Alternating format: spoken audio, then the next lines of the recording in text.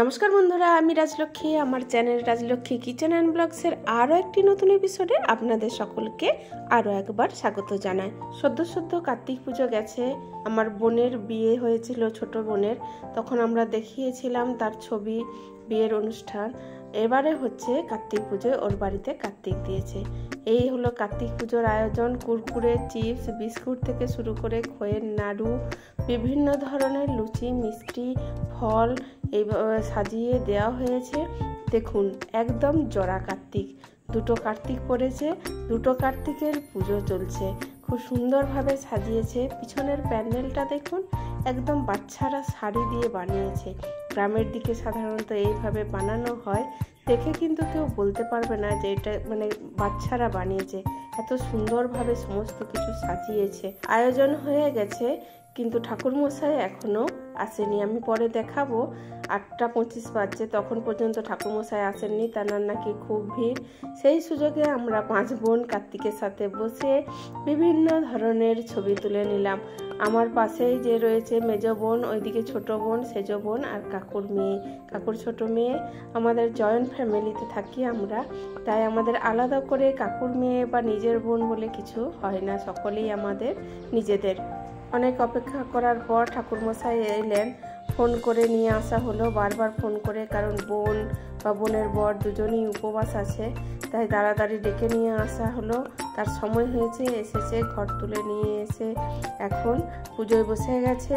আমরা সকলেই পুজোর জন্য অপেক্ষা করছি। দেখুন, দিয়ে কার্তিককে নীল রঙের কি সুন্দর চাদর পরানো হয়েছে। 8:25 পুজো শুরু হয়েছে, শেষ হতে হতে অনেক রাত হয়ে গেছে। তারপরে খাওয়া দাওয়া করেছি। চলুন এরপরে রান্নাতে যাই। ব্লগ নিয়ে একটু বললাম। আজকে একটা বাঙালির অতি পরিচিত, সুস্বাদু, দারুণ স্বাদের একটা রান্না নিয়ে চলে এসেছি, যেটা হলো পেঁয়াজ দিয়ে পোস্ত বা পেঁয়াজ পোস্ত। পেঁয়াজ পোস্ত বানানোর জন্য এখানে পেঁয়াজগুলো ধুয়ে একদম সরু সরু করে কেটে নিয়েছি। প্রথমে ধুয়ে নিয়েছি, তারপর সরু সরু করে কেটেছি। শীতকাল, তাই সাথে দেওয়ার জন্য এখানে একটা টমেটো নিয়ে নিয়েছি। আর এখানে বাটিতে 2 কাঁচা লঙ্কা দিয়ে পোস্তটা আমি ভিজিয়ে রেখেছি আগের থেকে। পোস্তটা যদি আগে থেকে ভিজিয়ে রাখা যায়, তাহলে কিন্তু মিক্সচার গ্রাইন্ডারে খুব মিহি করে বাটা যায়। বিভিন্ন ধরনের পোস্ত আমরা খাই বাঙালিরা বিশেষ করে, কিন্তু এইভাবে পেঁয়াজ পোস্ত যদি বানিয়ে একবার খাওয়া হয়, আর অন্য তরকারি লাগে না। প্রথমে এখানে একটা কড়াই বসিয়ে নিয়ে তাতে আমি দিয়ে নিলাম সর্ষের তেল। সর্ষের তেল দেওয়ার পর তেলটা গরম হয়ে আসার পর কুচিয়ে রাখা টমেটোটা দিয়ে দিলাম। প্রথমে টমেটোটা নেড়ে চেড়ে ভালোভাবে তেলের মধ্যে ভেজে নেব, যাতে টমেটোর আঁশটে গন্ধ না ছাড়ে। টমেটোটা ভাজা হয়ে গেছে। এখন যে পেঁয়াজগুলো সরু করে কেটে রেখেছিলাম, সেই পেঁয়াজগুলো দিয়ে দিলাম টমেটোর মধ্যে। টমেটোর মধ্যে পেঁয়াজগুলো দিয়ে নেড়ে চেড়ে এর মধ্যে স্বাদ অনুযায়ী লবণ দিয়ে দেবো। লবণটা একটু বেশি পরিমাণে দেব, কারণ একদম পোস্ত দিতে যে আরও একটু লবণ দিতে হয়, তাই পোস্ত দেওয়ার পর আর লবণ দেব না, এখনই দিয়ে দিলাম। এরপর গ্যাসটাকে সিম করে আমি একটা ঢাকনা দিয়ে পুরো পেঁয়াজগুলো ঢেকে দিলাম। সিম আছে মিনিট 5 ঢাকনা থাকার পর এরপর ঢাকনাটা খুলে দেখব, দেখি কি অবস্থায় হয়ে রয়েছে। দেখুন, পেঁয়াজগুলো কিন্তু একদম সেদ্ধ হয়ে গেছে। পেঁয়াজ পোস্ত বানানো খুব সহজ, কিন্তু এইভাবে বানালে পেঁয়াজের স্বাদটা একটু আলাদা ধরনের হয়। আজকের রেসিপি যদি আপনাদের পছন্দ হয়, তাহলে অবশ্যই একটা লাইক করবেন, ভালো লাগলে প্রচুর শেয়ার করবেন, আর চ্যানেলটি অবশ্যই সাবস্ক্রাইব করবেন। হাত দিয়ে দেখে নিলাম পেঁয়াজগুলো সেদ্ধ হয়েছে কিনা।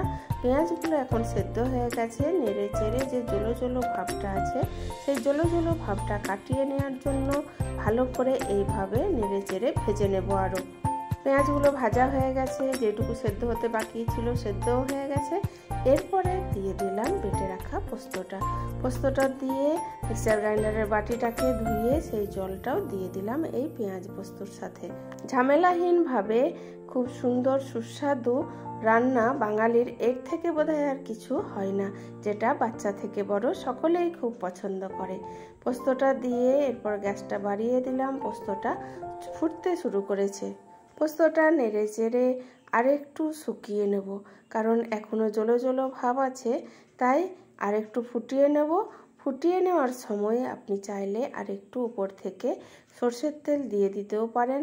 আমি এখন দিইনি, পোস্তটা নামিয়ে সরষের তেলটা দিয়ে দিয়েছি। পোস্ততে যদিও তেমন কোনো ফুড ভ্যালু থাকে না, কিন্তু এই পোস্ত যেন বাঙালির কাছে খুব প্রিয়, যেটা আমরা বিভিন্নভাবে বিভিন্ন সবজির সাথে দিয়ে বানিয়ে খাই। আর পেঁয়াজে পোস্ত, যেটার নাম করলে জিভে সকলের জল চলেই আসে। পোস্তটা এখন শুকনো শুকনো হয়ে গেছে, একটু জল জলে ভাব আছে, কারণ ঠান্ডা হয়ে গেলে আরও শক্ত হয়ে যাবে। তাই এখন আমি গ্যাসটাকে বন্ধ করে দিলাম। এরপর এটা নামিয়ে এর মধ্যে দিয়ে দেব আমি কাঁচা সরষের তেল। দেখুন কাঁচা সরষের তেল দিয়ে দিয়েছি, এটা পুরোটা মাখিয়ে নেব।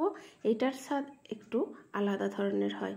আজকের রেসিপি কেমন লাগলো অবশ্যই কমেন্ট করে জানাতে ভুলবেন না। আবার দেখা হবে নতুন কোনো রেসিপি নিয়ে। সকলেই খুব ভালো থাকবেন। টাটা।